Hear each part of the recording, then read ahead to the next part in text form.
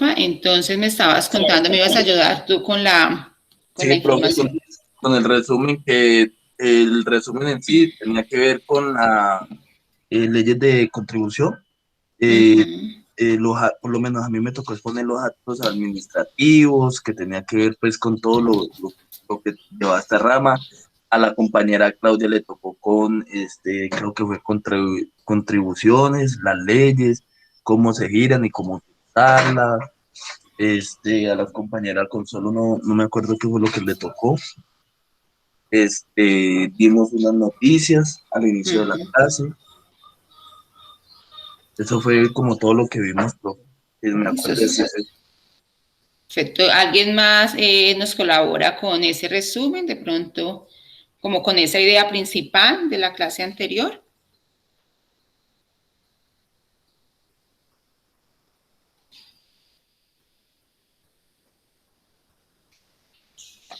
Bueno, le faltó hablar sobre los principios de la tributación, que nos hablaba Hernán y Consuelo acerca de la legalidad, de la igualdad, de la proporcionalidad, la comodidad, las certezas de la buena fe, y también lo que complementamos pues con el módulo, que fue lo que nos explicó, profe, Ujú. acerca como de todas las exposiciones y las iba como complementando.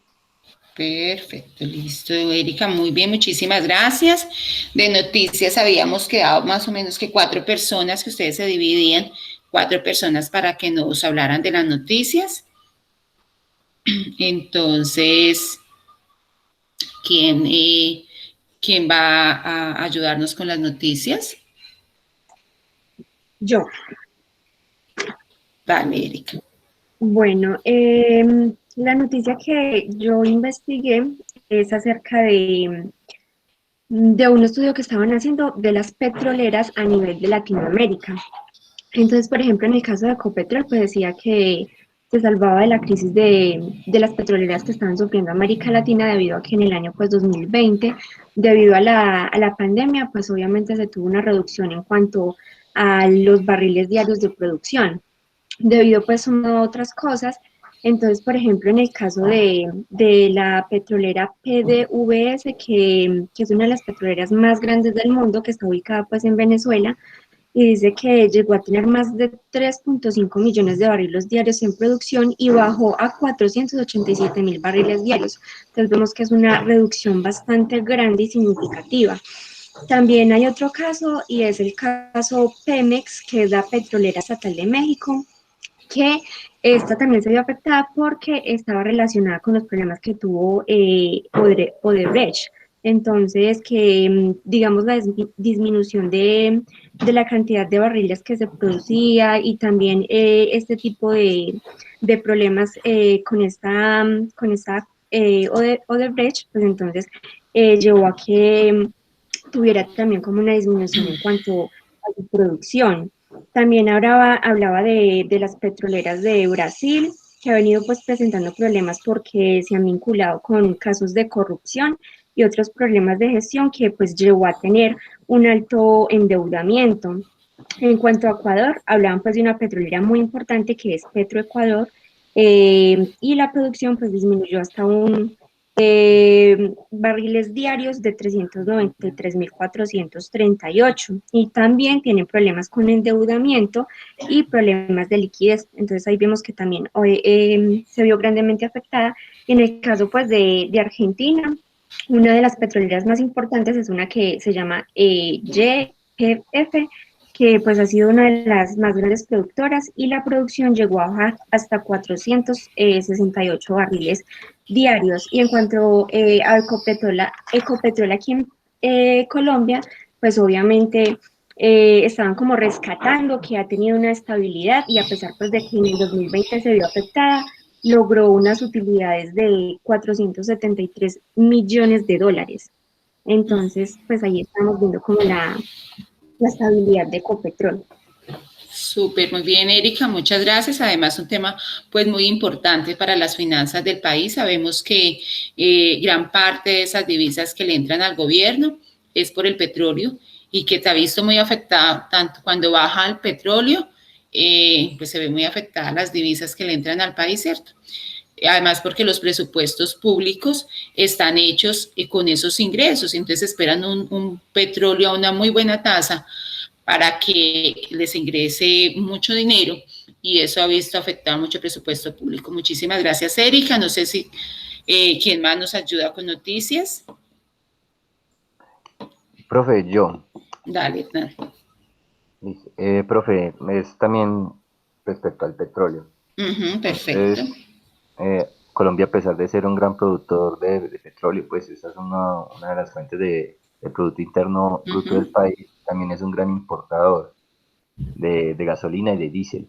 Entonces, de acuerdo a lo que estaba diciendo Erika, sí, el país dejó de importar más del 50% de gasolina y de diésel. Todo debido a la crisis de la pandemia y especialmente, como decía también Erika, todo el combustible que viene derivado del Golfo de México. Me imagino que también tiene que ver con lo de la pandemia y con lo del caso de Odebrecht. Dice que sí, que Ecopetrol sí se mantuvo durante la crisis, o sea, se ha logrado mantener, pero es que, o sea, pues la conclusión que yo saco sobre todo esto es que Colombia tiene mucho petróleo, pues tiene mucho petróleo para subsistir y no tener que importar. Cuando yo estaba en el ejército, en Colombia, pues nosotros nos tocaba que cuidar los tubos y todo eso de caño limón Coveñas, y la guerrilla los volaba, ¿cierto? Entonces, Sí. Ecopetrol entraba en crisis porque se les represaba todo el crudo que iban sacando. Pero es que ellos pueden parar también la producción, ¿sí? Y no mandar el crudo. O sea, porque es que el desespero de Colombia con Ecopetrol es poder vender el crudo. Pero tiene dos refinerías, una en Cartagena y otra en Barranca Bermeja. Pero en vez de mejorar las refinerías para suplir las necesidades del país y no tener que importar ya el crudo procesado, prefieren mandarlo crudo y importarlo procesado. Entonces, no, en realidad Colombia podría mejorar ese Producto Interno Bruto vendiendo es gasolina y diésel en vez de vender el crudo. Pues eso es como... Haciendo ese proceso, Sí, claro, claro, darle valor agregado. es que nosotros no necesitamos importar derivados del petróleo porque nosotros lo tenemos, solamente es procesarlo, y si las plantas o las refinerías no dan abasto, pues es mejorarlas, sale mucho más económico a largo plazo, y eso es un mineral muy rentable. Entonces, pues eso era más o menos como el resumen que tenía antes de que Perfecto, Hernán, muchísimas gracias, muy interesante. Además, tú que conoces pues esas refinerías desde allá, o sea, que has estado allá en el campo. Muy bien, muchísimas gracias, Hernán Darío, por compartirlo. ¿Quién más iba a hacer noticia?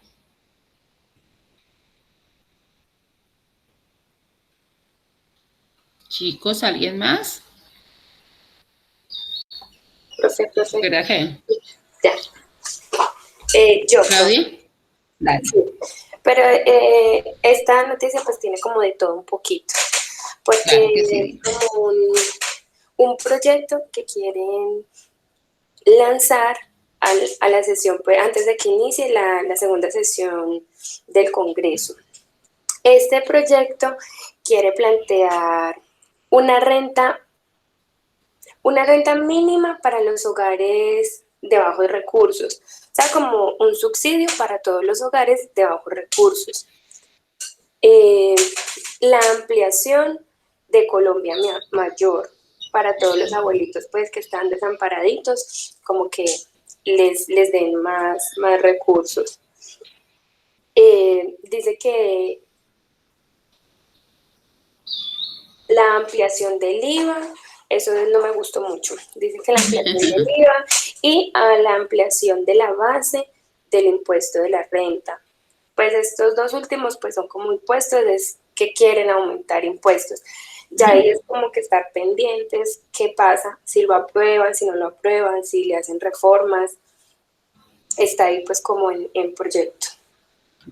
Recordemos que estamos a puertas de una nueva reforma tributaria.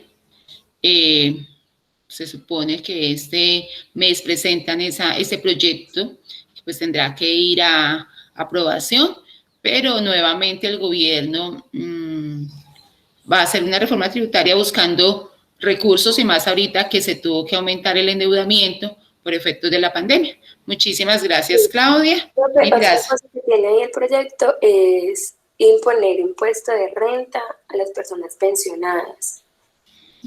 Que siempre han tratado de hacerlo. Además, porque lo que dicen los analistas es que en materia de impuestos, las empresas ya no aguantan más, ¿cierto? O sea, las empresas como tal no aguantan más carga impositiva, pero comentan que si vamos a las personas naturales, esas serían las que van a tocar, entonces entrarían ahí los pensionados, que sí tienen algún modo, o sea, todavía nos falta que toquen esa parte y que entren a poner más cargas impositivas en esa parte de personas naturales.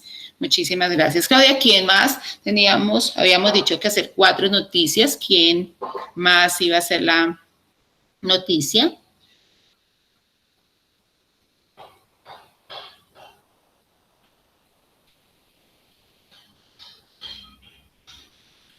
Yo creo que entonces dejamos con estas 3. Recordemos entonces la próxima semana, ¿quiénes harán noticias? Erika, Hernán y Claudia no harían noticias, pero entonces hagamos entonces 3, cada semana 3 noticias, entonces 3 personas, para que por favor, sí, bien juiciositos, 3 personas que tengamos la noticia para la próxima semana. Listo, mil gracias. Vamos entonces a empezar con las exposiciones. Tenemos a Vanessa que estaba pendiente la de la semana pasada acerca de la historia de los tributos, ¿cierto, Vanessa? Sí, profe, ya trato entonces de presentar. Dale.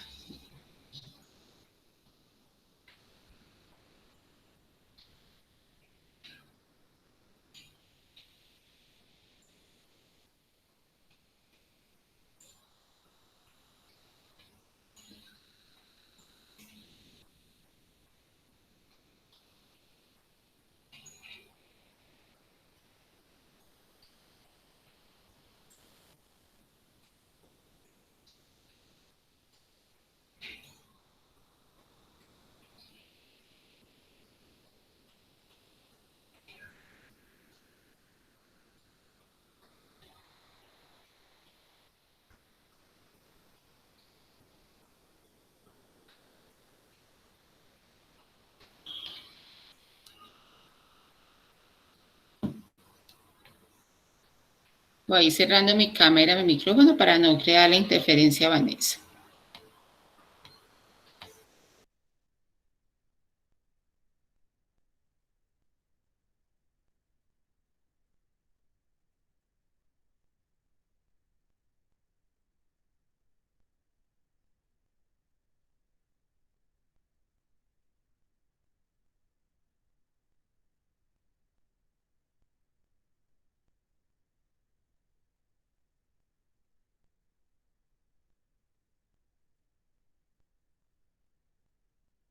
Profe, ahí ven. No, señorita, aún no estamos viendo.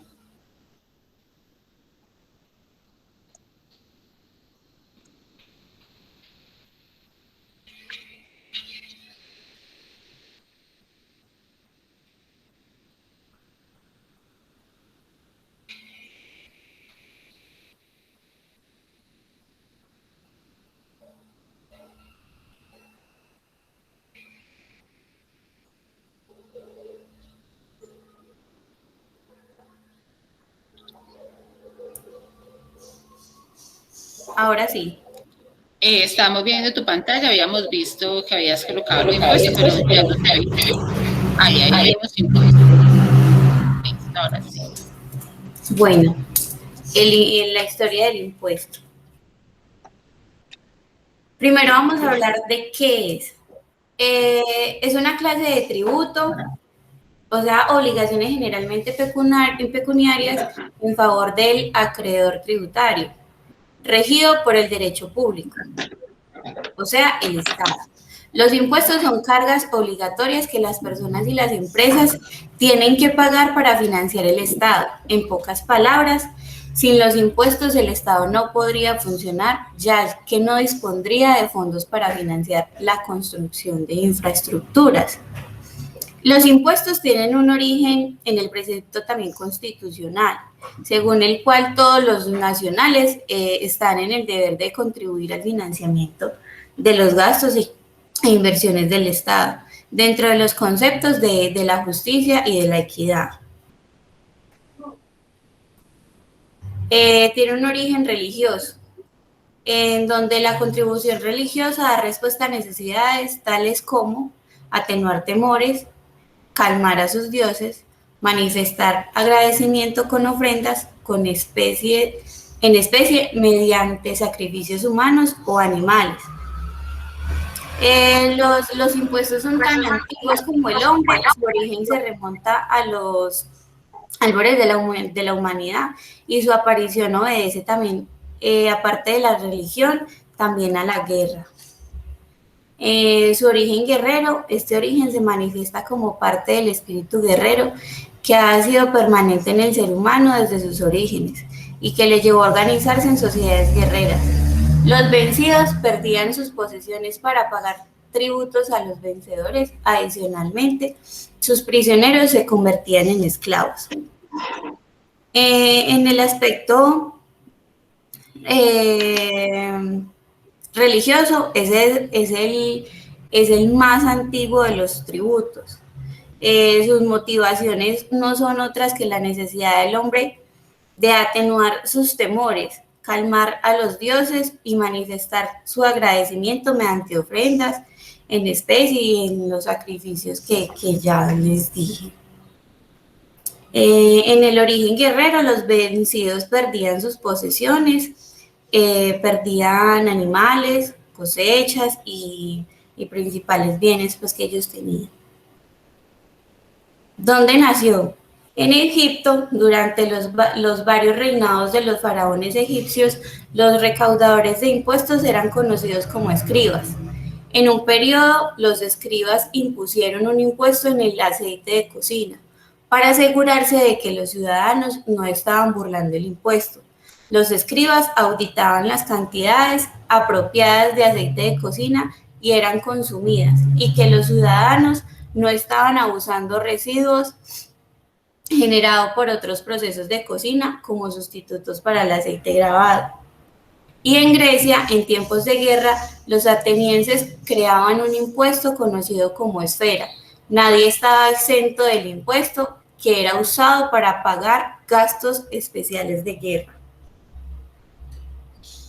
En el Imperio Romano, dentro de las principales características en el área tributaria estaban altos tributos de las provincias previamente dominadas, existencia de funcionarios de impuestos de la aristocracia, como publicanos. Posteriormente, el recaudo es realizado por cuestores. Extensión de los impuestos a todo el territorio y unificación del tesoro público. Corrupción política y altos tributos, especialmente sobre el área agrícola. Y primera referencia histórica sobre el impuesto sobre la renta. En la Edad Media, el periodo fue caracterizado por presencia de la Iglesia. Por su poder dominante, tuvo sus propias instituciones tributarias para financiar y organizar las cruzadas. En el feudalismo, los campesinos del feudo, a cambio de seguridad, pagaban tributos al señor feudal. Eso lo pagaban en dinero, en especie, en frutos, en trabajo, en servicio militar. Y los señores feudales pagaban tributo a un rey reconocido pues por ellos. Las ciudades y del comercio, a pesar del incipiente comercio, presentan impuestos fijos, pero no muy altos por la entrada y salida de mercancías, almacenaje y ventas. En la Edad Moderna, en esta época no se presentan grandes desarrollos tributarios debido a que los principales tributos se generan en las rentas aduaneras y comercio de las colonias americanas. Los principales hechos aquí son tributos en América, descubrimiento en América y tributos en la Nueva Granada. En la Nueva Granada, la colonia, resultan impuestos directos, que son los espolios, que al morir los obispos y los arzobispos, sus bienes debían ser tributados a la Real Hacienda. Los derechos herenciales, que eran impuestos a las sucesiones. El papel sellado, que era un tributo por la utilización de papel necesario para el trámite de asuntos judiciales y territoriales. Y unos impuestos indirectos, donde la Armada de Barbolento, para financiar la flota encargada de prestar protección a las flotas españolas. También unas rentas estancadas, que era un establecimiento de monopolios, tales como el tabaco, la sal y el proceso de destilería y comercio de aguardiente. La alcabala, que graba toda transacción de bienes e inmuebles. Los diezmos, que correspondían al 10% de la producción agrícola para financiar el culto. Los quintos reales, que era un tributo que se pagaba por la marca de la moneda en circulación y la explotación de minerales. Y la avería, que era un impuesto de guerra establecido para financiar las flotas que protegían los galeones de ataques piratas. Y ya en Colombia, hacia el año 1820, bajo el gobierno de Francisco Paula de Santander, se toma el modelo inglés y se establece la contribución directa, pero no fue viable la práctica debido a las continuas guerras civiles, y solo hasta 1918 se logra establecer el impuesto a la renta.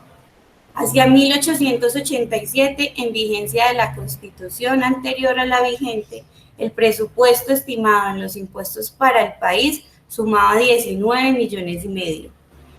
Nuestros impuestos han sufrido múltiples reformas a lo largo de los años, antes y después de la recopilación y de las normas tributarias contenidas en el Estatuto Tributario, al punto de existir periodos presidenciales en los cuales se han dado hasta 4 reformas tributarias. Muchas gracias. ¿Alguna pregunta?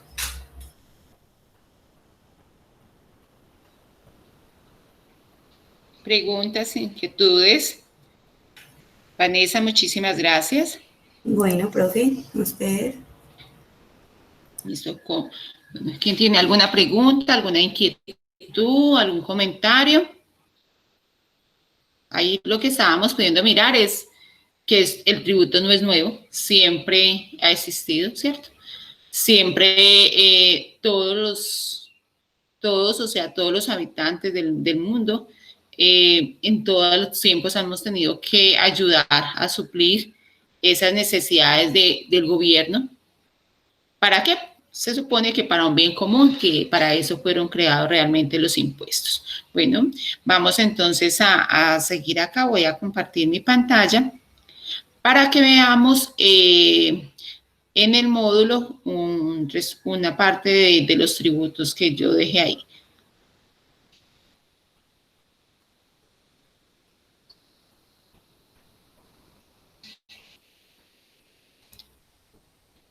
Acá ya ¿están viendo mi pantalla? Sí, profe. Sí, señor. Perfecto. Listo. Entonces acá, bueno, ya nos decía Vanessa que era un tributo, que es una prestación pecuniaria y obligatoria, ¿cierto? O sea, por ley, ya también lo veíamos la clase anterior, por ley se establecen y necesariamente debemos de pagar ese tributo. Esto hace parte del derecho tributario, toda la parte de impuestos. El derecho tributario estudia el conjunto de normas jurídicas que regulan los tributos, ¿cierto? Entonces, todo lo que tenga que ver con tributos hace parte del derecho tributario. En Colombia está la obligación de tributar, está dada en el numeral 9, el artículo de la 95 de la Constitución Nacional, que nos dice contribuir al funcionamiento de los gastos e inversión del Estado dentro de los conceptos de justicia y equidad. O sea, que ya desde la Constitución viene la obligación de que tributemos. O sea, y la Constitución, sabemos y lo veíamos la clase anterior, es la norma de normas. O sea que ya por constitución tenemos la obligación de tributar. Vamos a ver acá unas clases de tributos. Entonces, en la clase de tributos están los impuestos, las contribuciones y las tasas. ¿Cuál es la diferencia entre las tres clases de tributos? Es qué recibe la persona que debe pagar ese tributo. Entonces, los impuestos. ¿Quién me ayuda a leer los impuestos, por favor?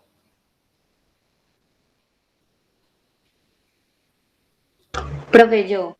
Dale. Los impuestos son dineros que pagan los particulares y por los que el Estado no se obliga a dar ninguna contraprestación. El objeto de los impuestos es principalmente atender las obligaciones públicas de inversión. Dos ejemplos de impuestos son impuesto de renta y complementarios y el impuesto sobre las ventas, que es el IVA.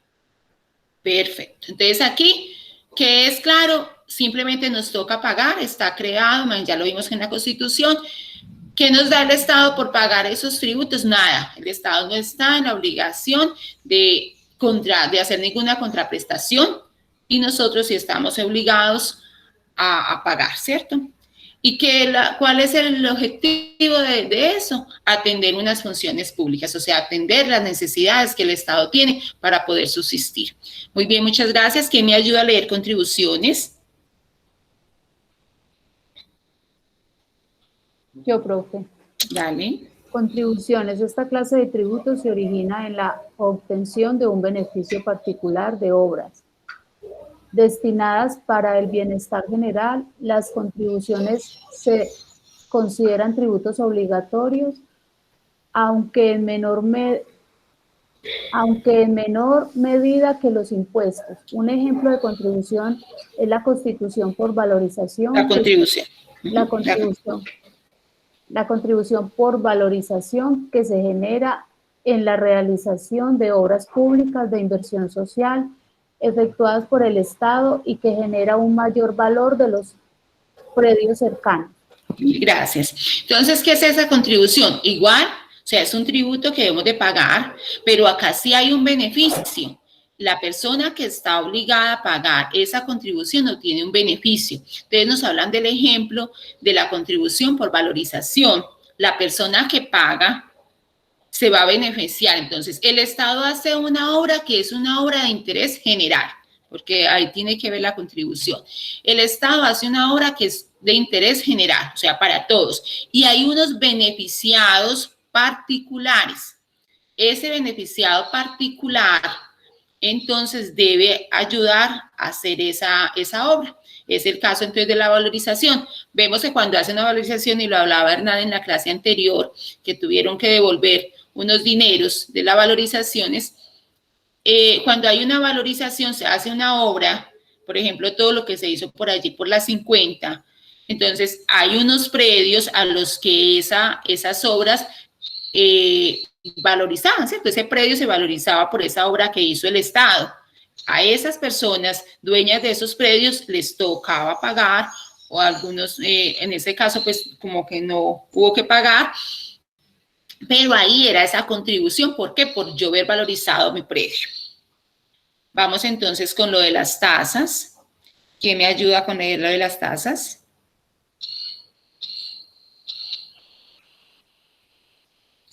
Profe, espera un momento. ¿Y eso todavía se aplica?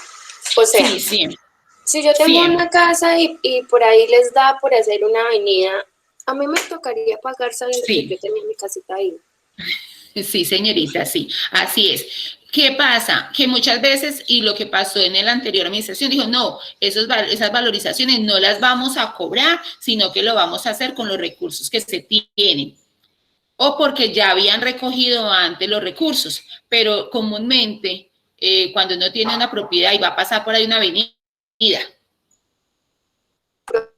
eso ve que usted incrementa el valor de su casa, le toca pagar. Igual, lo mismo que hacen siempre, le dicen, bueno, y le llega un recibo tal cual un predial, ¿cierto? Les llega el recibo tal cual del predial y le dicen a usted, entonces usted va a tener un tiempo para pagar, acójase a un beneficio de estos de pago, pero usted tiene que pagar. Y cuando usted va a vender esa propiedad, a usted cuando va a vender la propiedad, usted debe llevar para que hagan la escritura el pasisalvo de predial, o sea, de que los impuestos están al día, y el pasisalvo de valorización. Entonces, también, entonces, si tiene por allá que alguna vez hicieron una avenida, le mandaron a usted recibo y no pagó, en ese momento le van a decir, venga, usted va a vender, no puede vender hasta que usted no me pague esa valorización. Y como esa es una contribución obligatoria, además, si usted tiene una propiedad, yo yo tengo que pagar por el hecho de tener esa propiedad en ese sector, tengo que pagarla, entonces se vuelve obligatorio. Entonces también el Estado puede embargarle la propiedad. O sea, que usted paga o paga. Pero después de que el Estado, pues obviamente, ¿qué pasa? La alcaldía dice, vamos a cobrar valorización, eso tiene que ir al consejo, el consejo lo aprueba y entonces ya empiezan a repartir a toda parte lo de las valorizaciones, pero eso siempre pasa. ¿Listo? Sí, profe, tiene razón en lo que dice una señora, una conocida mía por ahí en Playa Rica. Ella le iba a pasar una avenida por ahí y le dijeron le dijeron que le daban tanto por la casa que tenía que desalojarla. Y ella ahora, pero ese no es un pago por valorización. Ahí ese es lo que es. Acuérdense que prima el derecho general al interés particular. Entonces, si yo tengo una casa y por ahí, porque se han hecho todos los estudios, y esa obra hay que agrandar, por ejemplo, la vía, porque es una vía de interés general. Entonces, yo debo vender mi propiedad. Entonces el Estado viene y me dice, yo le voy a dar tanta plata, porque es que por acá va a pasar su casa, o por toda la casa, o una parte, ¿cierto? Usted me debe vender esta parte, porque es que yo necesito esta parte para hacer esa obra que es de interés general. Y acuérdese que el interés general prima sobre el interés particular. Si la persona dice, no voy a vender, el Estado puede entrar a expropiar la propiedad. O sea, decirle, señora, qué pena, pero esa casa es del Estado y entonces yo se la voy a expropiar, usted ya no tiene nada, usted tiene que salir de ahí. Entonces, por eso, obviamente, siempre se va a tener que negociar con el Estado y dejar que el Estado se la compre. Cuando ellos compran las propiedades, compran a buen precio. Y tratan pues siempre de negociar, obviamente, para no crear ese malestar en la sociedad. ¿Listo? Bueno, ¿quién me ayuda entonces a leer lo de las tasas? Tasas. Son los aportes que se pagan al Estado como remuneración por los servicios que ésta presta. Generalmente son de carácter voluntario, puesto que la actividad que las genera es producto de decisiones libres. Ejemplo de tasas en Colombia: peajes, producto de la decisión libre de viajar; sobretasa a la gasolina, producto de la decisión libre a tener un medio de transporte propio, entre otros servicios que presta el Estado. Una de las principales diferencias entre las tres clases de tributo es el nivel de obligatoriedad que cada uno maneja. En el cuadro que se muestra a continuación se distingue fácilmente dichas características. Perfecto, muchísimas gracias. Entonces estábamos ahí mirando tasas. Entonces, ¿qué me dicen las tasas? Me dicen, no, las tasas no son obligatorias. Lo que pasa es que si usted hace una actividad, se vuelve obligatoria, pero usted decide si hace o no hace la actividad. Yo decido si voy a Salento, ¿cierto? Si yo estoy en Pereira y voy a Salento, yo sé que debo pasar por un peaje. Pero yo libremente puedo decidir si voy o no voy. Yo decido si tengo vehículo para pagar esa sobretasa a la gasolina.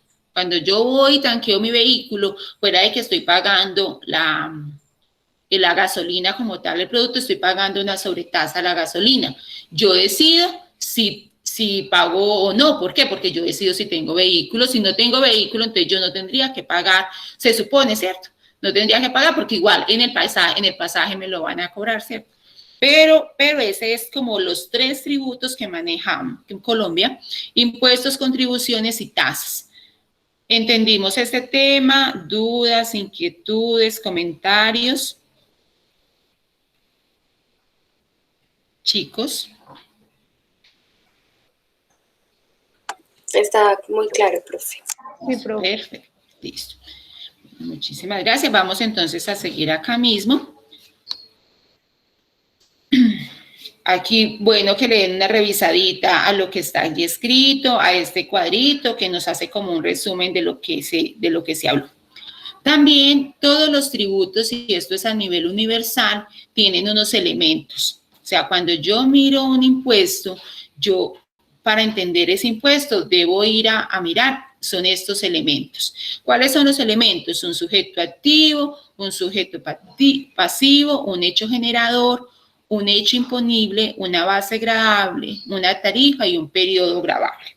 Esto es, siempre que sale un impuesto o que yo quiero conocer acerca de un impuesto, yo debo entrar a mirar esto. ¿Quién es el sujeto activo? El sujeto activo siempre es el Estado. O sea, es aquel que está facultado para recibir los dineros y administrarlos. Acá pues sabemos que en Colombia es la DIAN la que está obligada, la que está facultada por el gobierno, y cuando tenemos y hay impuestos también que decimos impuestos territoriales, como es el ICA, entonces ahí se da el municipio, ¿cierto? El municipio administra ese, y si tenemos, pero bueno, no sé cuál será un impuesto departamental, pero tenemos entonces la DIAN en impuestos nacionales, y los departamentos y los ciudades para los municipios para los impuestos territoriales. Entonces, ese es el sujeto activo, el que administra los recursos, al que le debemos pagar. Ese es el sujeto activo. El sujeto pasivo. El sujeto pasivo es la persona sobre la cual recae la obligación de pagar ese impuesto.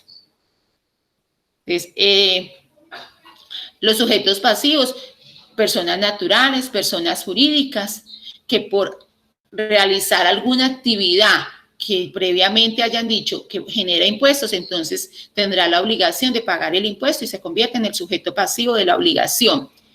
El hecho generador, acá vamos a ver dice hecho generador y hecho imponible. Entonces, el hecho generador es una forma abstracta, o sea, la norma saca y dice, cuando usted tenga ingresos, va a tener que pagar. O sea, como la norma general me hace una relación abstracta, o sea, general, ¿cierto? De cuando yo debo pagar. Ese es mi hecho generador. Y el hecho imponible es ya cuando yo, como sujeto pasivo, hago esa operación y tengo que ir a pagar. No sé si pudimos entender ahí un poquito esa diferencia entre hecho generador y hecho imponible. Brian.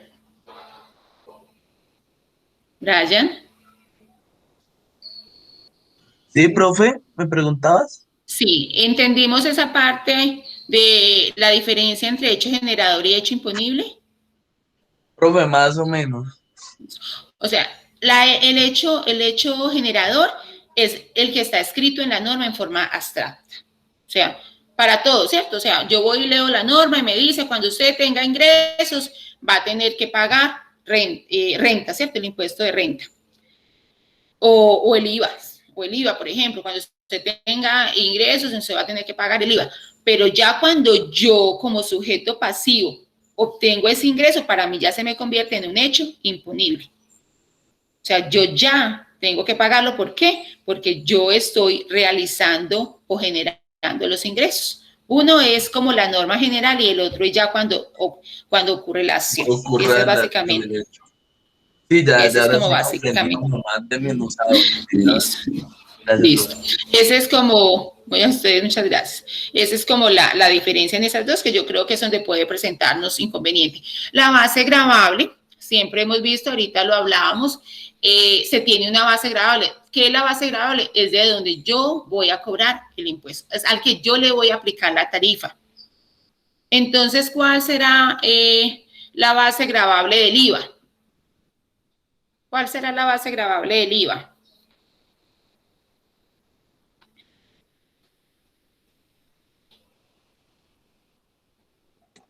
Profe. No entiendo muy bien la pregunta.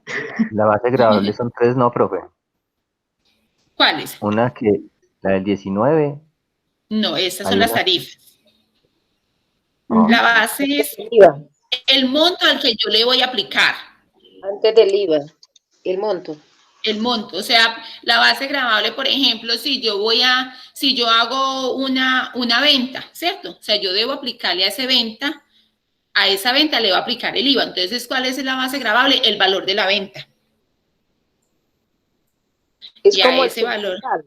El no subtotal, como el subtotal, sino ¿no? la venta. ¿Yo a qué le aplico al 19%? A la venta, a la A la venta. venta. A eso, entonces, yo vendí, bueno, yo vendo zapatos.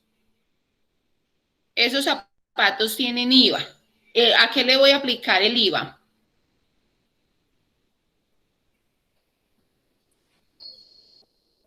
Erika, ¿a qué le aplicaría yo el IVA ahí? A la venta de los zapatos. Sí, o sea, al valor de los zapatos, ¿cierto? Al valor de los zapatos. Esa para mí es la base gravable. Ese valor de los zapatos es para mí la base gravable. ¿Entendido ahí más o menos? Sí, ¿Cuál es la profe. base gravable? Listo.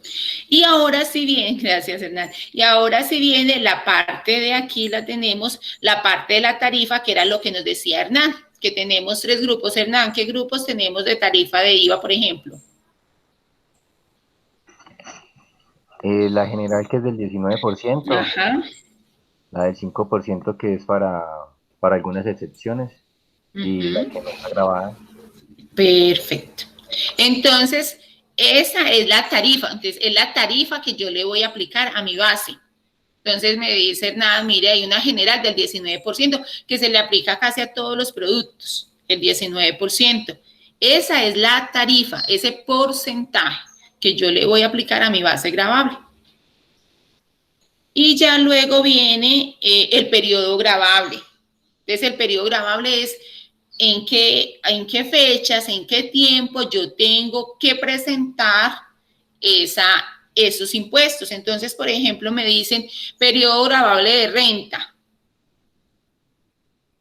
¿Cuál es, o sea, ahorita cuando yo tenga que presentar renta, qué periodo gravable presentaré? El 2020. El 2020, ese es mi periodo gravable, ¿cierto? Yo ya sé que tengo que ir a mirar todos mis ingresos del año pasado, del 2020, y mirar y pagar ese impuesto de renta sobre esos ingresos, menos pues obviamente menos las deducciones que pueda hacer, pero ese sería mi periodo gravable 2020. Muy bien, Erika, listo. ¿Entendida esa parte de los elementos del tributo?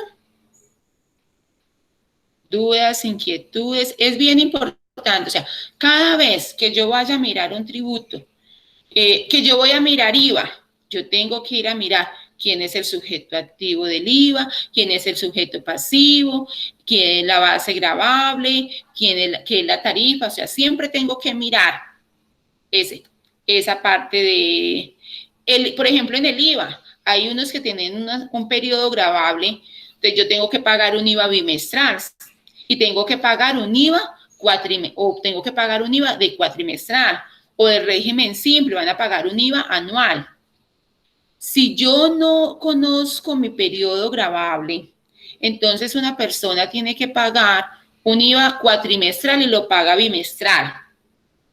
La DIAN le dice, yo lo tomo como no presentado. ¿Por qué? Porque es que usted no tenía por qué pagar IVA bimestral, usted tenía que pagar IVA cuatrimestral. Entonces, mira la importancia de que yo conozca los elementos de los tributos, que aprenda que cada impuesto tiene unos elementos, son los mismos elementos, pero entonces con unas condiciones diferentes para poder cumplir con esa obligación, porque si no, la DIAN o el municipio me va a decir, no señor, usted no cumplió con la obligación porque usted no estaba dentro de los parámetros. ¿Listo? ¿Entendido esa partecita? Sí, profe. Listo, perfecto. Mil gracias.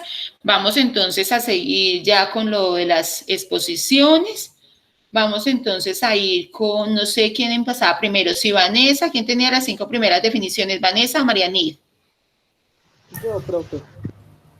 Listo, vamos entonces, Marianid, por favor. Voy a dejar de compartir.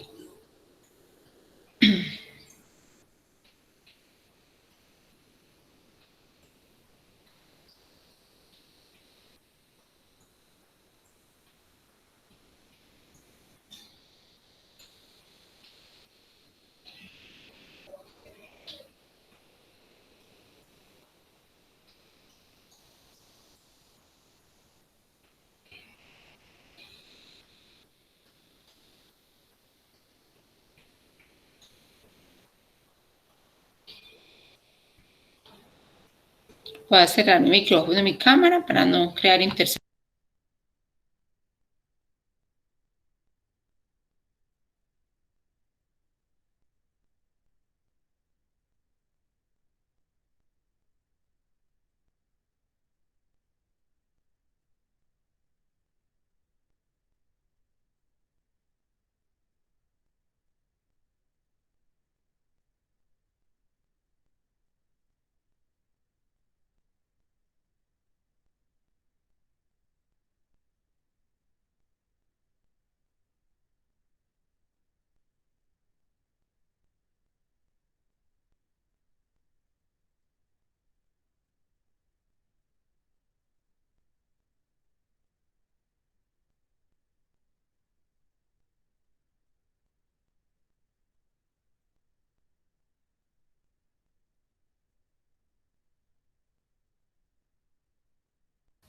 Marianid, ¿qué nos pasó?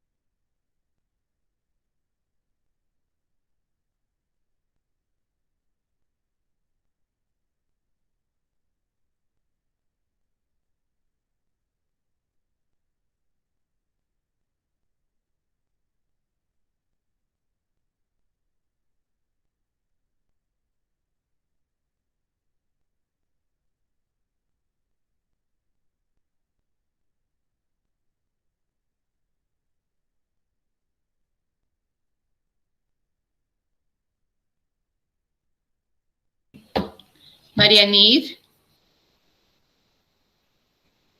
Marianid.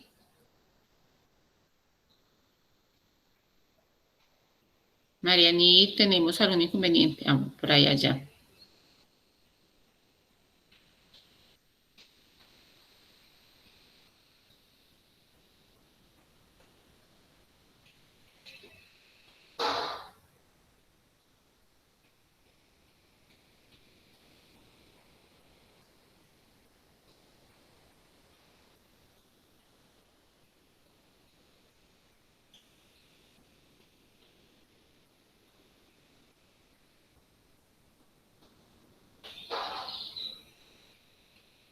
Profe, ¿se está viendo algo? Sí, estaba viendo ahí unas definiciones, pues estaba en un cuadrito pequeñito, pero se alcanzaba, se veía. ¿Sí están viendo algo? Ahí en este momentico no. Ay, Mariana. En este momento se ve tu pantalla, pero se ve tu pantalla es con la reunión. Yo creo que toca es que ahí que te vayas para el documento, porque si estás compartiendo pantalla.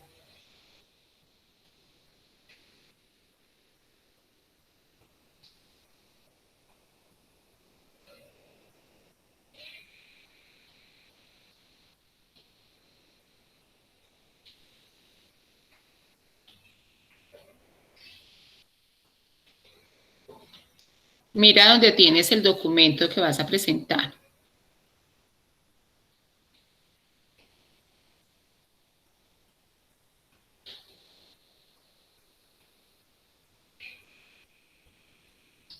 Ahí vemos ya pequeñito, pero vemos algo de las exposiciones. Pero tienes que dejar abierto el micrófono y luego meterte ahí a las definiciones.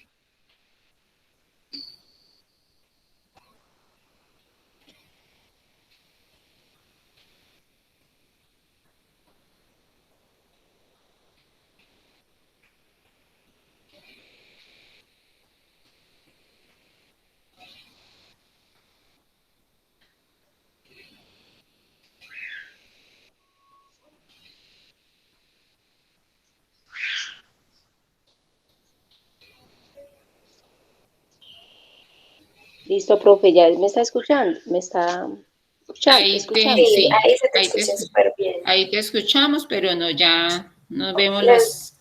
no, espera que Estoy- las busque, profe, ya le toca otra vez, ya ahí se entera.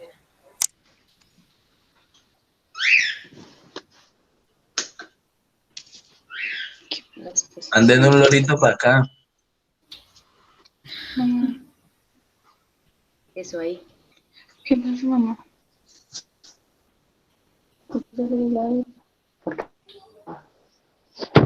Listo, profe. Les voy Listo, a hablar, dale. ahí ya me escuchas, ¿cierto? Ahí te escuchamos y Definiciones. vemos la definición. Sí, señorita, ahí dale Bueno. tranquila. Bueno, les voy a hablar, mi nombre es Mariana Durueña y les voy a hablar de unas definiciones. La primera que les voy a hablar es de la elusión tributaria. La elusión tributaria es una conducta o actuar en el cual el contribuyente evalúa el sentido de interpretación de la norma tributaria y halla en ella la posibilidad de realizar actos o conductas que le permiten tener una menor carga tributaria. Es como cuando un contador se pega pues de cosas que están bajo la norma, ¿no? Pero pues no tiene ningún cargo penal, pues está válida si la hace pues bajo las normas tributarias, ¿no? Eso se quiere decir elusión tributaria. Ahorita le voy a hablar de la evasión tributaria. La evasión tributaria es el cumplimiento por acción u omisión de las leyes tributarias, que implica dejar de pagar en todo o en parte los tributos. Este sí pues es sancionatorio. En caso de que no incumpla un pago de impuestos, pues ahí sí le van a cobrar, pues tiene una sanción, ¿no? La segunda definición es el concurso de acreedores, que es un instrumento que toda empresa tiene para solventar una situación económica extraordinaria y de crisis. Como tener un monto de dinero para cuando está en crisis, en situaciones de quiebra y suspensión de pagos. Otra definición son las declaraciones tributarias, que entre esas tenemos la declaración de renta, retención en la fuente, IVA. Son documentos son un documento privado y presentado por quienes deben realizar frente a la entidad correspondiente, que para este caso en Colombia sería la DIAN. Entre esas está lo que les dije anteriormente, la declaración de renta, que es la más importante, ¿no? Pues todas son importantes, pero la más relevante es la declaración de renta. El emplazamiento es la fijación de un plazo o término que se da a las partes o terceros vinculados para que cumplan una actividad o formulen alguna manifestación de voluntad. Y el ente económico, que es todo organismo público con existencia propia o independiente que ha sido creada por ley o por derecho. Entre los ejemplos tenemos los consorcios, las uniones temporales. Y listo, profe. Muchas gracias por su atención. ¿Alguna pregunta?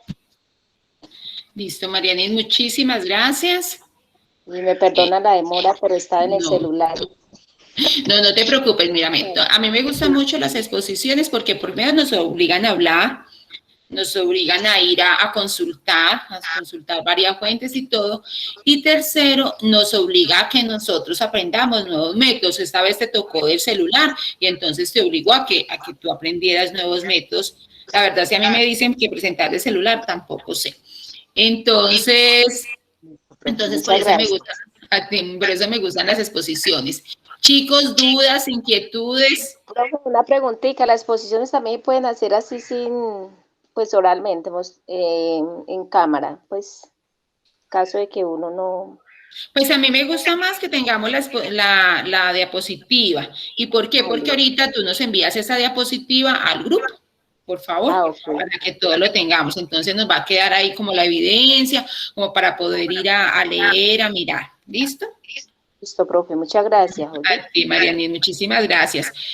Chicos, inquietudes, dudas acerca de estas definiciones.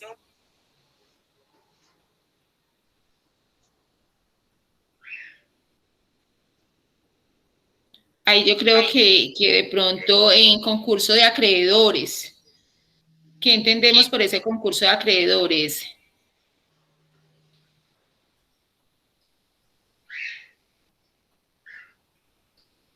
Consuelo. Consuelo. Sí, profe. Ahí en ese concurso de acreedores, ¿qué entendiste? ¿Qué dudas? ¿Qué No, profe, la verdad no.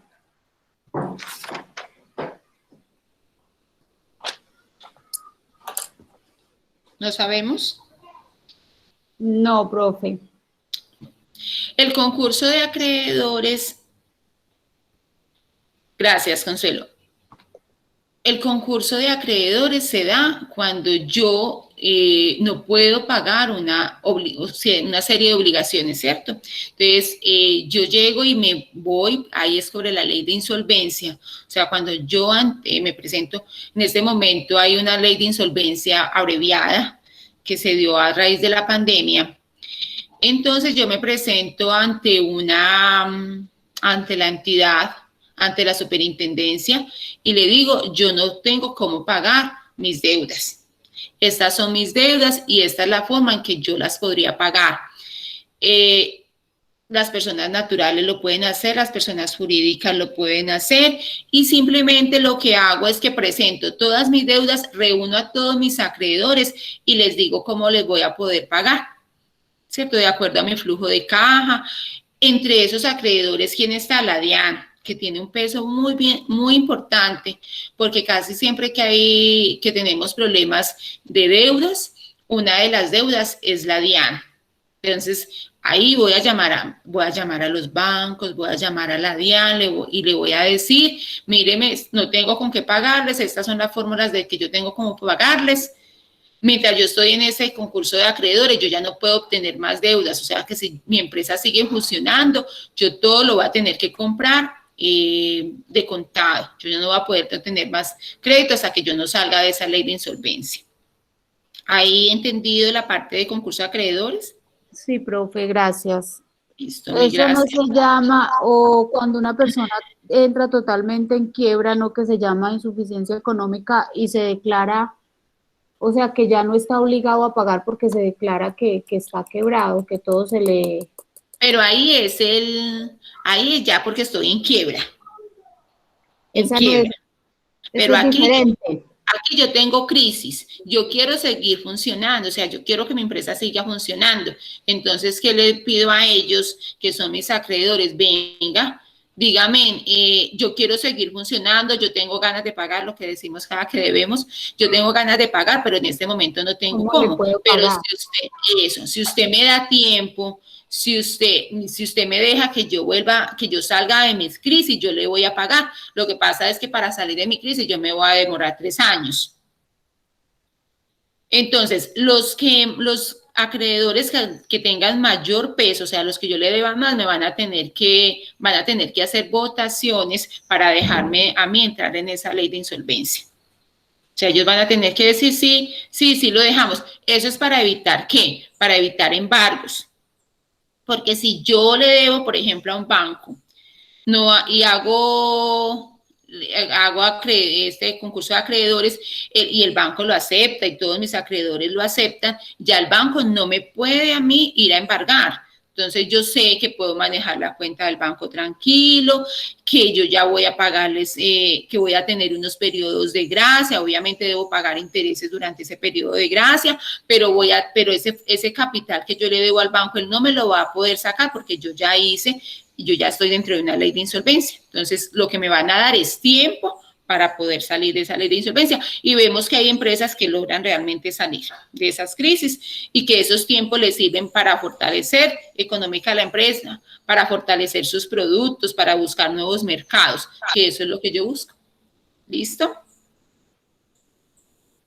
Listo, muchísimas gracias. Entonces, Marianit, entonces seguimos con Vanessa, que tiene la otra parte de definiciones, ¿cierto? Sí, profe, ya lo aprecio.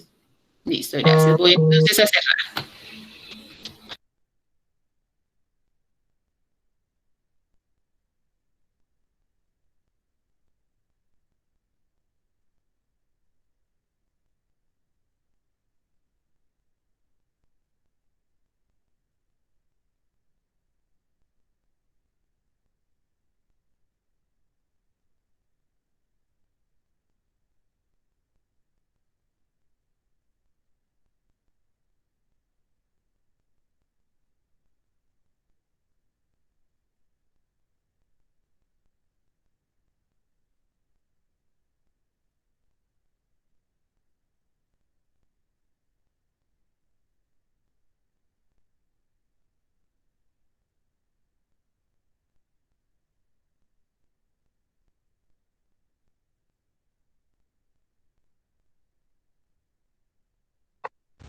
Bueno, vamos a hacer unos conceptos o definiciones. Yo también tenía el ente económico, de todas maneras, entonces lo voy a extender un poco. El ente económico se trata de la actividad económica organizada comunidad y respecto de la cual se predica la propiedad de los recursos. Vanessa, ahí no cambiaste de diapositiva. Yo creo que la tienes en alguna diapositiva porque seguimos en él. Exactamente. Ahora sí, mi gracias. Bueno, ¿sí se ve bien? Sí, sí, pues lo alcanzamos a ver.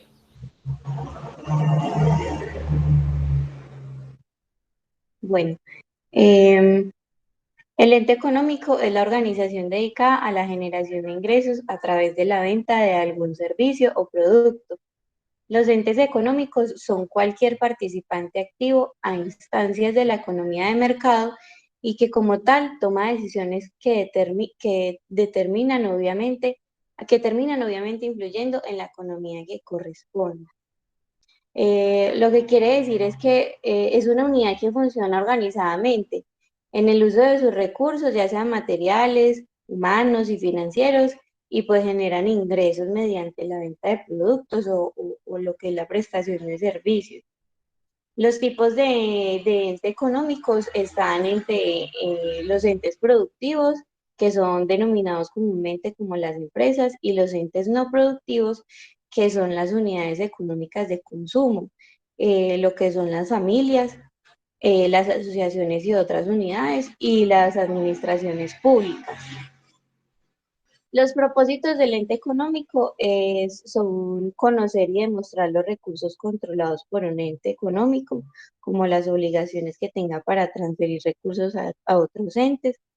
También es predecir flujos de efectivo, apoyar a los administradores en la planeación, organización y dirección de los negocios, tomar decisiones en materia de inversiones y crédito, evaluar la gestión de los administradores del ente económico, ejercer control sobre las operaciones del ente económico, fundamentar la determinación de cargas tributarias, precios y tarifas, ayudar a la conformación de la información estadística nacional y también contribuir a la evaluación del beneficio o impacto social que la actividad económica de un ente presente para la comunidad. En sus ejemplos son según a la actividad que realizan, como empresas agropecuarias, que son empresas avícolas, porcinas e invernaderos, empresas mineras que explotan los recursos del subsuelo, empresas industriales que transforman la materia prima en productos terminados, como las fábricas, los muebles, los textiles, las empresas comerciales, que están dedicadas a la distribución de productos ya terminados, las empresas de servicios que prestan servicios para satisfacer necesidades a la comunidad, ya sea en educación, salud, transporte, servicios públicos, mantenimiento, reparación, seguros, etc.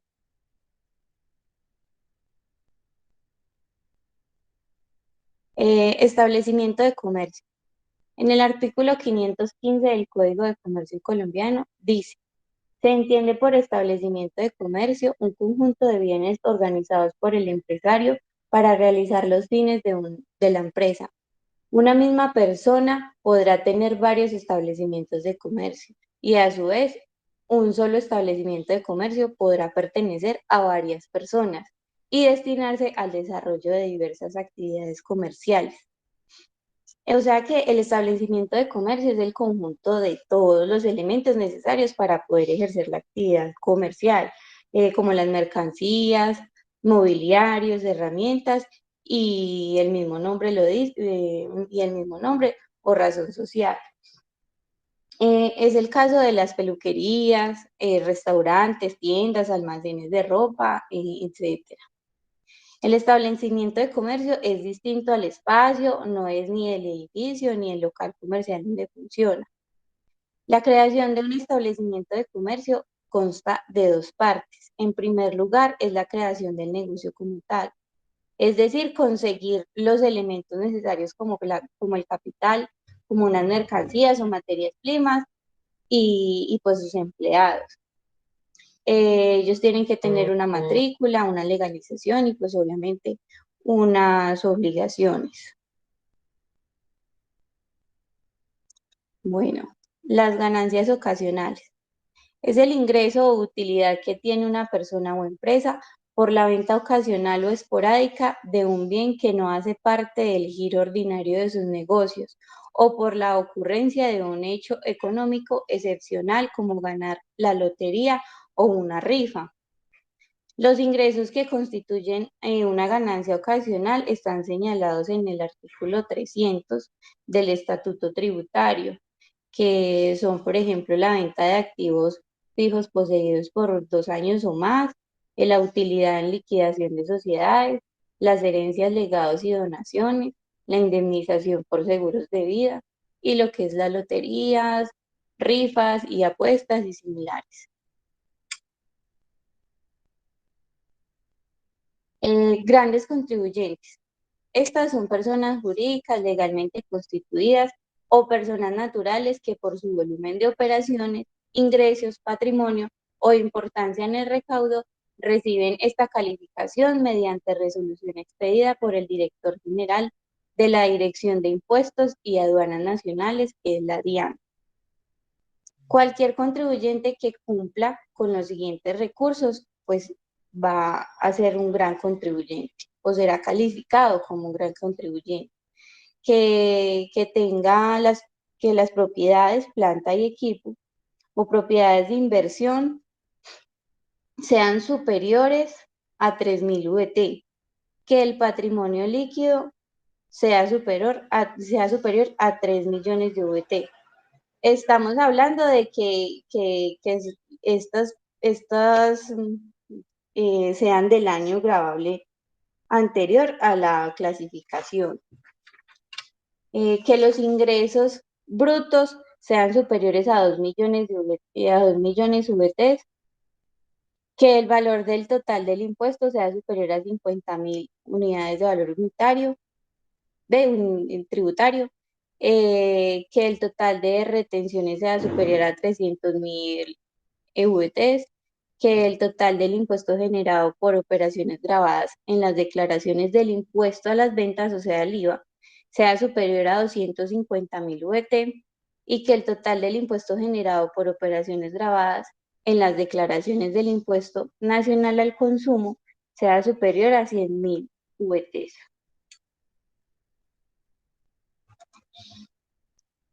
El impuesto a las remesas es el que grava el disfrute en el exterior de una renta grabada en Colombia y se cobra en el momento de girar al exterior, una renta o ganancia ocasional. Las personas naturales o jurídicas extranjeras solo pueden girar al exterior a través de un intermediario del mercado cambiario. En el impuesto de remesas existen diferentes tarifas dependiendo del concepto que origine el giro al exterior. Sin embargo, la tarifa que más se aplica es la del 7%. Este impuesto tiene dos propósitos. En el primer lugar es impedir la fuga de capitales al exterior con sabido perjuicio para la economía nacional.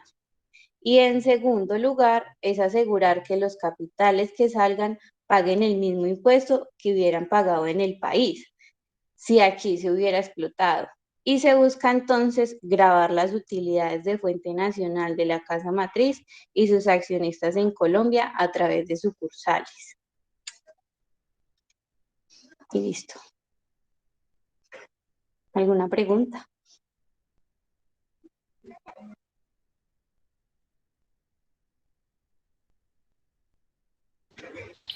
Listo, Vanessa, muchísimas gracias. Bueno, ahí tenemos entonces definiciones que nos sirven para que cuando nosotros leamos un artículo, leamos el estatuto tributario, leamos una norma, nosotros sepamos a qué se está refiriendo. Preguntas, inquietudes.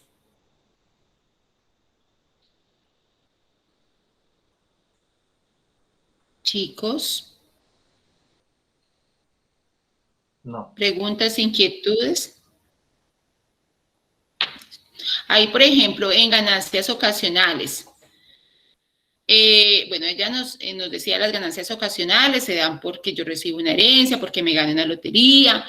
Cuando yo vendo una propiedad y la vendo por encima del costo que yo tenía declarado, para mí esa es una utilidad, ¿cierto? Es una utilidad y esa utilidad se me volvió ganancia ocasional. Esa ganancia ocasional yo debo tributar sobre esa ganancia ocasional. Hernán, ¿qué debemos de tributar sobre esa ganancia ocasional? Por ejemplo, cuando vendo una propiedad. Tenemos que pagar la retención, tenemos ganancia personal. Pues si el inmueble valió más de lo que, si yo lo vendí más de lo que me costó antes, eso lo tengo que declarar.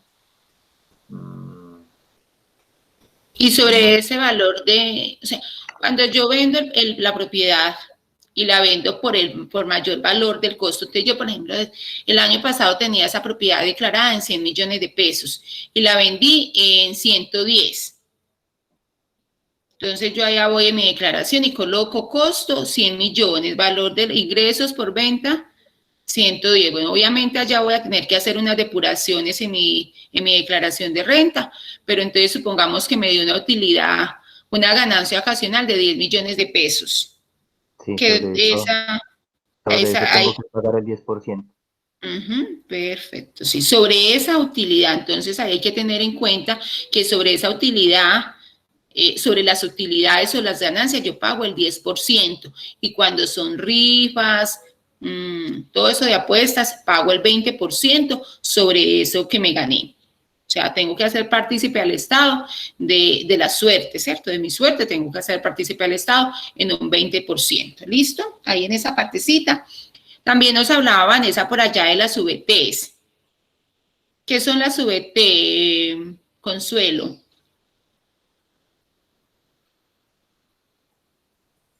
Las VT son, a ver, son lo que yo tengo que, la operación que yo tengo que hacer para saber cuánto debo pagar de renta o lo que debo cuando estoy haciendo las depuraciones, como los topes en la declaración de renta.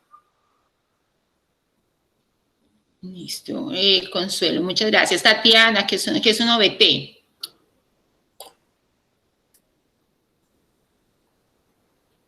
Tatiana.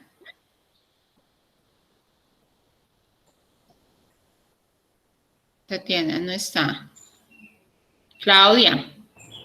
Profe, qué Bueno, por ahí. Ya apareció Tatiana, sí, cuéntame. pues tengo ¿Qué es entendido una que la VT es como la medida equivalente a pesos, como el valor para determinar como una obligación tributaria, ¿no? Sí, es una medida equivalente a pesos, lo que ibas a decir. Es una medida equivalente a pesos, o sea, ¿para qué la utilizan? Para mirar para la liquidación de obligaciones tributarias. Entonces, todo lo que nosotros le tenemos que pagar a la DIAN, ellos lo dan en VTs. ¿Cuánto está la OVT? ¿Sabemos de pronto en cuánto está la OVT? Cada año cambia la OVT, además. ¿Cuánto está la OVT para este año? Este año nosotros vamos a declarar con VT del 2020, que ya vimos que es nuestro periodo gravable. De pronto sabemos acá que vale una VT, porque ya cuando hablábamos es que hay que de tantas VTs, entonces estábamos hablando de grandes contribuyentes, ¿cierto? Que son los más grandotes. Los grandes contribuyentes son los más grandes. Dice que para este año está en 35,607 pesos. Perfecto, eso quiere decir que allá cuando Vanessa nos hablaba de que los ingresos de ese gran contribuyente tienen que ser de tantas VT, yo iría a multiplicar esas VTs por esos 35,607 pesos. Mil gracias, Claudia, así tal cual. ¿Entendido esa parte de las VT? Todo, acuérdense que todo lo de la DIAN ellos lo estipulan en VTs. En VTs me dicen si yo tengo que declarar o no tengo que declarar. VT me dice si yo soy gran contribuyente o no soy gran contribuyente. VT me dice cuánto tengo yo que declarar. VT, ¿cierto? Toda esa parte todo en VTs. ¿Entendido esa parte de la VT? Chicos. Sí, profe. En estos grandes contribuyentes, la DIAN cada 2 años saca una resolución. Y tiene estas, o sea, es tácita hay una lista y esa lista son los que van a estar en grandes contribuyentes y los grandes contribuyentes son los primeros que declaran, ¿cierto? Pero es una lista tácita que da la DIAN y dice, señor, usted es gran contribuyente durante estos 2 años. Cada 2 años habrán unos que entran y unos que salen de la lista. ¿Listo? Bueno, entonces ahí, muy bien, muchísimas gracias a Vanessa y a Marianit por las definiciones. Yo creo que quedamos mucho más claros en cuando leamos un artículo, cuando miremos una norma, en qué de lo que nos están hablando, qué es lo que necesitamos, porque en la parte tributaria realmente lo que yo necesito es entender qué estoy leyendo. ¿Para qué? Para poder hacer un buen análisis, para poder saber exactamente cómo aplicar la norma. Entonces, ahí lo que debo saber es saber de qué estoy hablando, ¿cierto? Listo, Profe, vamos a... perdón, para hacer la corrección de la OVT de este año, no estamos ya en el 2021 y la de 35 es del 2020. Ajá. Para este año quedó en 36,308 pesos. 36,000, listo, perfecto, muchísimas gracias, muchísimas gracias. O sea, que esas las vamos a tener en cuenta, ¿para qué? Para saber quiénes tienen que declarar en el 2021. Ahorita para saber quiénes tienen que declarar en el 2020 tendríamos en cuenta esta de 35,607. Pero para saber, por ejemplo, quién tiene que declarar en el 2021 tendríamos que tener el dato de los 36,000, ¿cierto? Eso es lo que tenemos nosotros que mirar. Pero nosotros ahorita, para saber quién tiene que declarar, vamos a mirar la del 2020. Listo. Bueno, entonces seguimos con la otra exposición, que es de Claudia y Brian, ¿cierto? Inversión extranjera. Listo. Voy entonces a cerrar mi micrófono y mi cámara.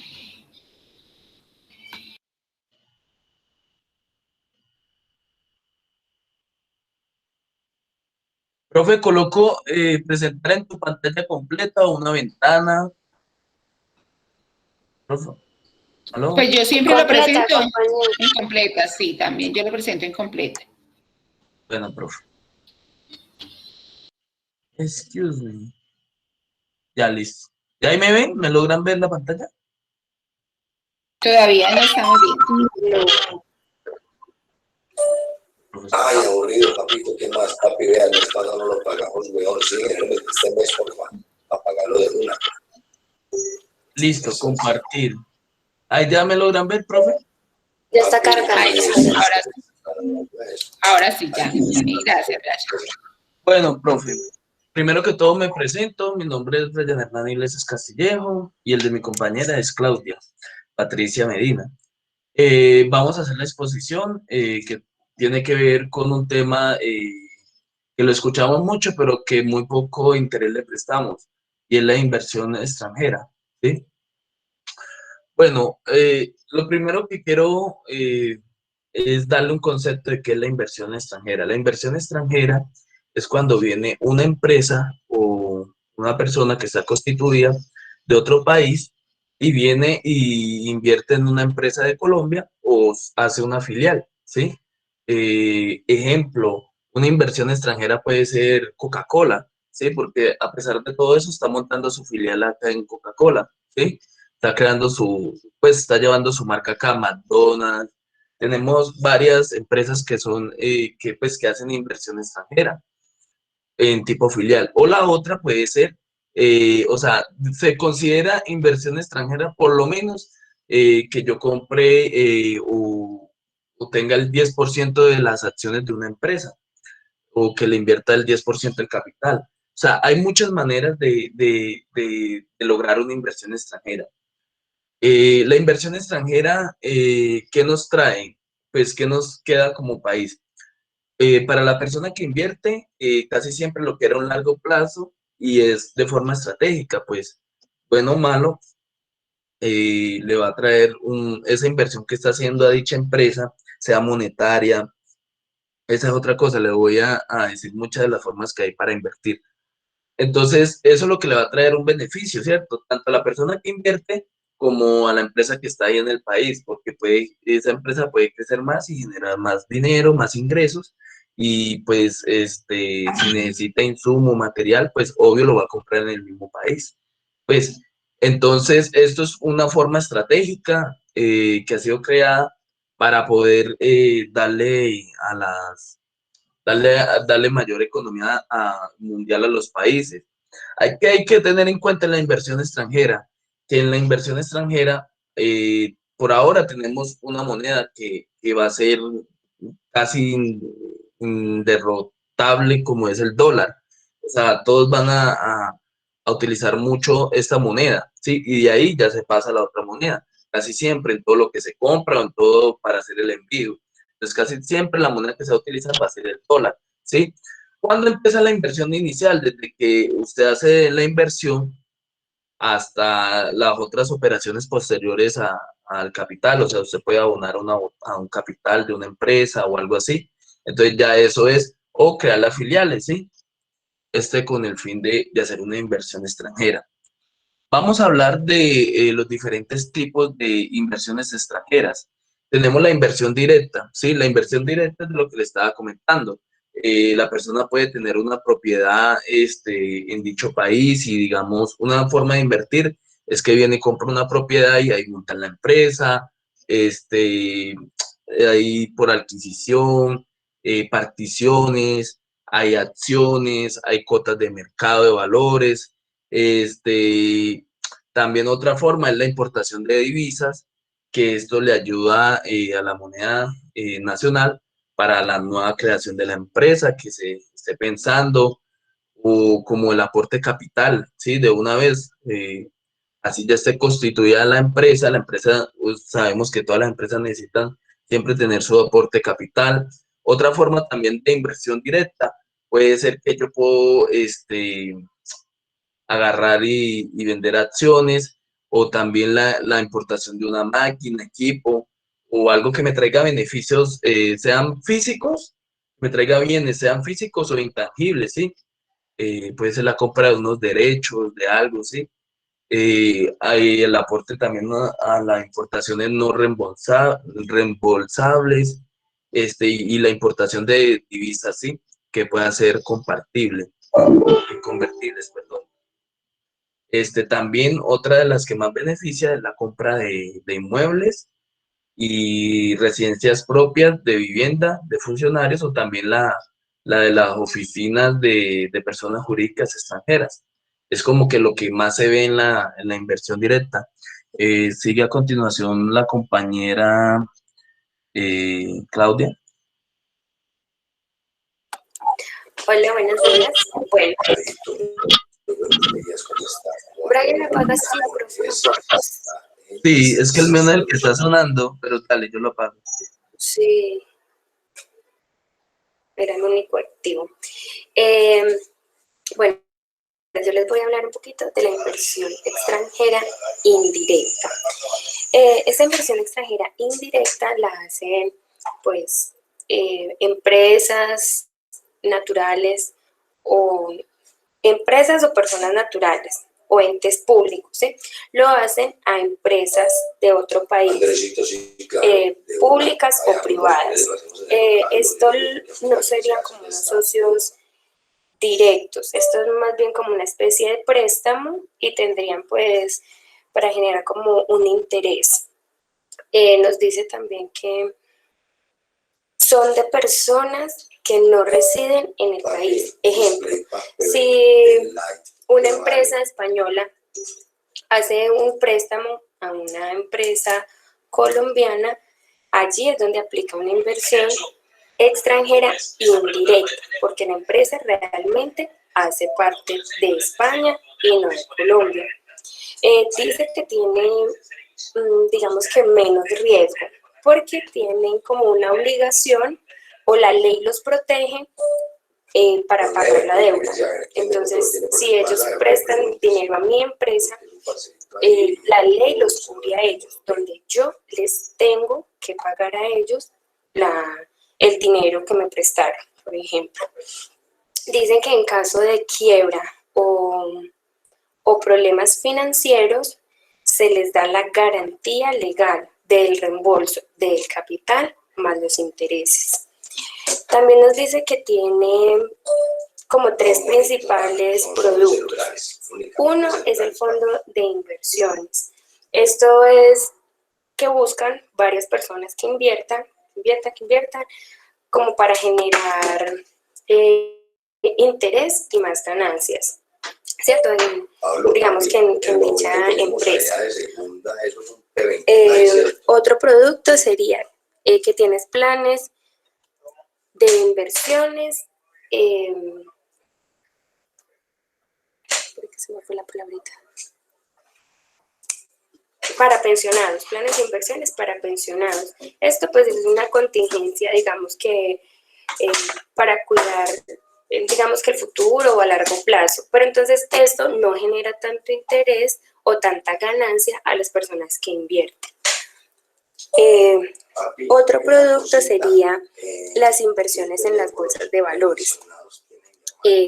La idea de esta es generar como un índice bursátil o de renta fija. ¿Qué sería un índice como bursátil?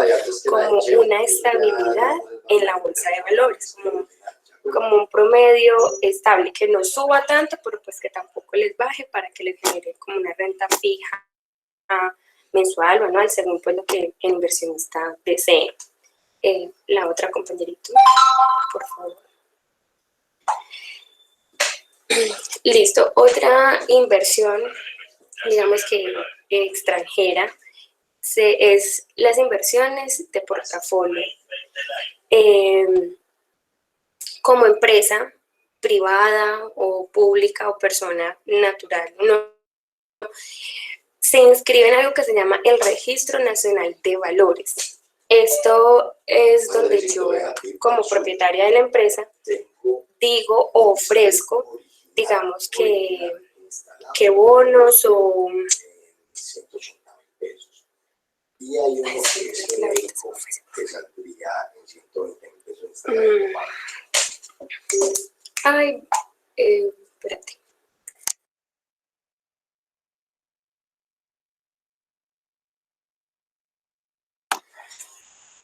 Bueno, digamos que ofrecen como los bonos. Ay, pero, Brian, ayúdame, se me olvidó la palabra. De lo que vende mucho Ecopetrol. Títulos de valor fraccionados. Acciones. No, acciones, eso, muy bien, muy bien. Entonces, como bonos o acciones, ¿cierto? Entonces, pues las personas del extranjero, del exterior, otras que quieran invertir, se dirigen al Registro Nacional de Valores y miran en qué empresas están interesados en hacer la inversión. Entonces, ahí digo lo que ofrezco, cuánta ganancia ofrezco y los precios de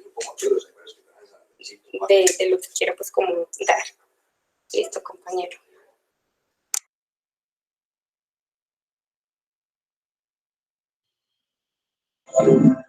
Bueno, requisitos que debemos tener en cuenta a la hora si queremos instalar empresas en Colombia. Debemos tener, entre los requisitos debemos tener los impuestos que debemos pagar. Esto equivale a lo que tiene que ver con los aranceles, si importamos algo, este, de lo que vendemos, el IVA que hay que pagar, o sea, el ICA, todo lo que tenemos que pagar, todos los impuestos que esto incluye, ¿sí? Y el valor de cada uno, bueno, debemos saber cómo contratar el equipo de trabajo. Obviamente vamos a estar en otro, o sea, estoy poniendo el caso como si ustedes fueran de Estados Unidos, ¿sí? De pronto sí suena un poquito raro. O sea, tenemos que ver el caso de qué personas vamos a confiar en la empresa, porque se supone que nosotros somos extranjeros y casi siempre, pues muy raro el extranjero que se viene a la inversión, ¿no? Casi siempre se coloca la empresa en manos de terceros, ¿sí? Entonces esos terceros tienen que ser gente de muchísima confianza, pero con muchísimo profesionalismo y que sepa hacer las cosas supremamente bien, ¿sí? Para poder invertir, hacer esta inversión extranjera. Otros casos que hay que tener las visas, las licencias, todo lo que requiere para su empresa y para que usted también pueda venir como inversionista. También debemos tener en cuenta cuando compramos inmuebles en Colombia, sí, o sea, qué valor nos tiene y cómo convertirlo, lo de la divisa, lo de la moneda y todo esto que implica. Otra de las cosas que debemos tener en cuenta es cómo importar la maquinaria, ¿sí? ¿Qué aranceles? Ahí vuelvo al tema, ¿qué aranceles hay que pagar?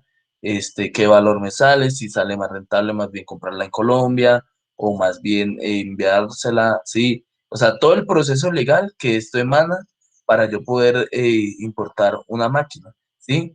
Y bajo las modalidades, ya todos sabemos que para usted poder enviar una máquina, pues hay diferentes modalidades, como está la de, se me olvidó, bueno, las modalidades que requieren para usted poder enviar tanto en importación como exportación.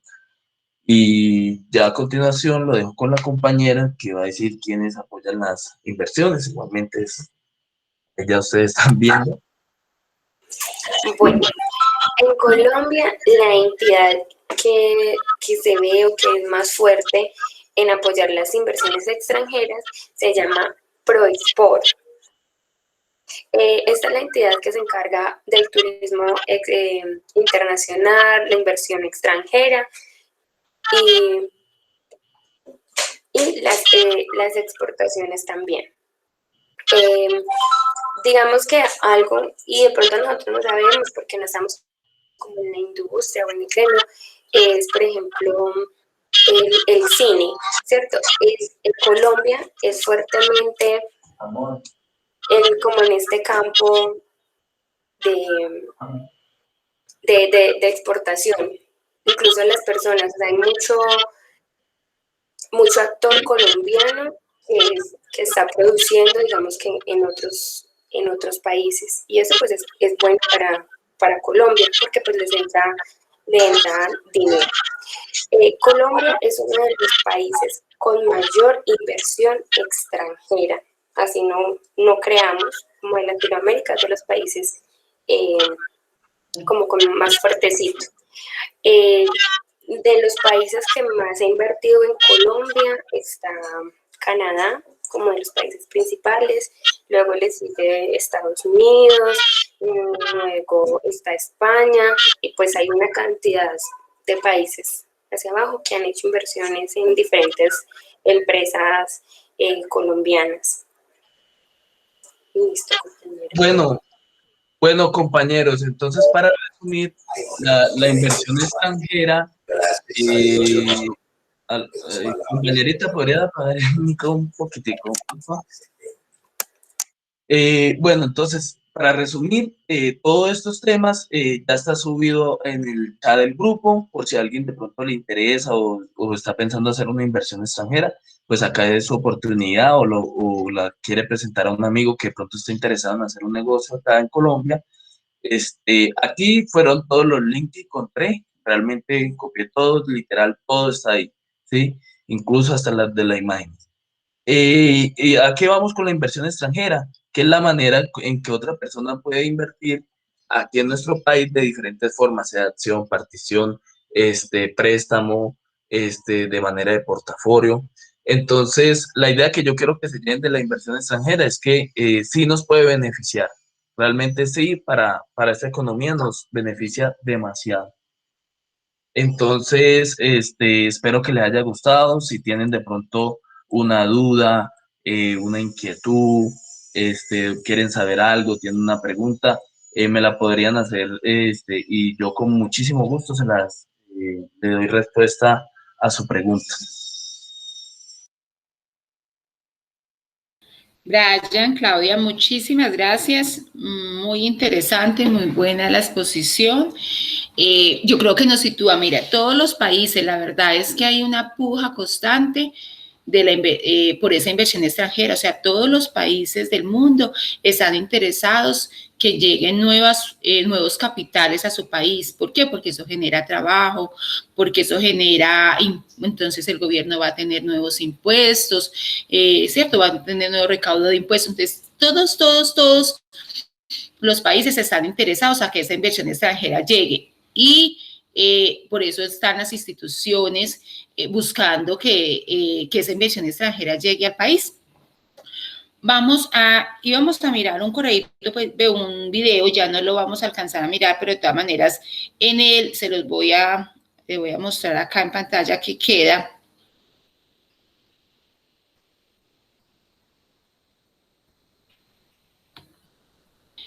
Es mirar, este video se nos va a quedar entonces como tarea. Llegará nueva inversión americana a Colombia, es de la revista Dinero, hace 5 meses, y ellos miraban las perspectivas de lo que se esperaba que llegara a Colombia. Es muy interesante, la verdad nos sirve muchísimo, entonces por favor, acá va a quedar. Profe, ¿no le puedes por favor enviar por el grupito del WhatsApp? Bueno, también está también igual en el curso está acá, en la clase pero igual ahorita se los copio para el WhatsApp. En el 4 de marzo al 10 de marzo, ahí queda, llegará nueva inversión a Colombia, revista Dinero, ahí queda el enlace, es importante que lo veamos, nos va a servir muchísimo para lo que vamos a hacer. La próxima semana es nuestra evaluación. La evaluación va a ser un ensayo. ¿Sabemos qué es un ensayo?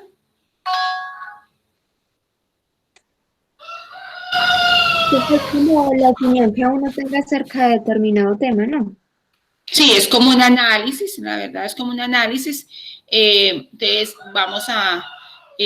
yo voy a compartirles ese día un documento con todo lo que hemos visto, más el documento que tenemos. Vamos, entonces, ustedes me van a hacer, es un escrito, yo los invito a que miren ahí en internet qué puntos debe tener un ensayo para que lo hagamos y solventemos. Recuerde que nosotros debemos de aprender a hacer ese tipo de documentos, de cómo se maneja un ensayo, porque esos son los informes que nosotros vamos a presentar ante las asambleas, ante nuestros clientes, ante los bancos, ante los proveedores. Entonces, es bien interesante que lo hagamos.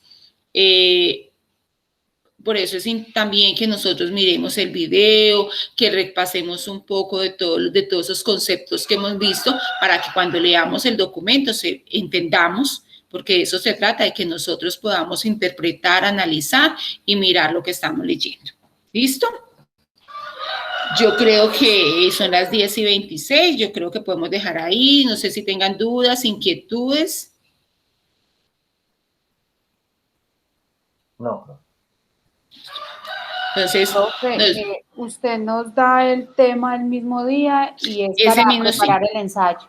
Sí, entonces ahorita que les pido, primero, ¿de qué nos queda de tarea para la próxima clase? Bueno, nos queda de tareas para la próxima clase, terminar las exposiciones, que nos quedaron faltando 2 exposiciones, entonces la próxima clase terminaríamos esas 2 exposiciones, primero haríamos evaluación para poder quedar pues como listicos, ¿cierto? Entonces haríamos la evaluación y ya empezaríamos pues nuestra clase, haríamos las 2 exposiciones, que es lo que nos queda. Y de tarea también entonces nos queda ver ese video.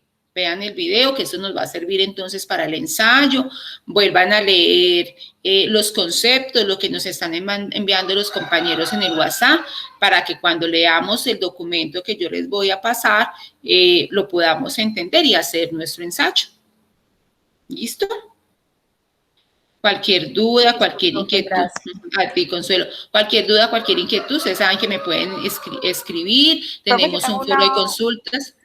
Una duda, Sí, señorita. ¿el examen Cuéntame. es hacer el ensayo o aparte Hacer el ensayo. examen y otro ensayo? Ah, listo. Hacer el ensayo. Yo voy a colocar el documento en plataforma. Ustedes van a tener entonces, yo creo que nos vamos a gastar más o menos alrededor de 50, 1 hora más tardar. Van a tener un tiempo pues suficiente para leer el documento y sobre ese documento van a sacar las ideas principales. Ustedes miren ahí en internet cómo se hace un ensayo para que sigamos esas pautas y ya, y simplemente me mandan otra vez ese mismo documento a la plataforma y esa va a ser nuestra evaluación. ¿Listo? ¿Listo, chicos?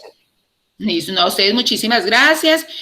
Sigamos, recuerden que debemos de estar leyendo mucho, de estar repasando todos estos conceptos y todo para que vamos ganando pues ahí como en interpretación. ¿Listo? Muchísimas gracias. Nos vemos entonces, si Dios quiere, la próxima semana. Muchas gracias. Bueno, gracias. A ustedes. Gracias, profe. Chao, compañeros. Chao.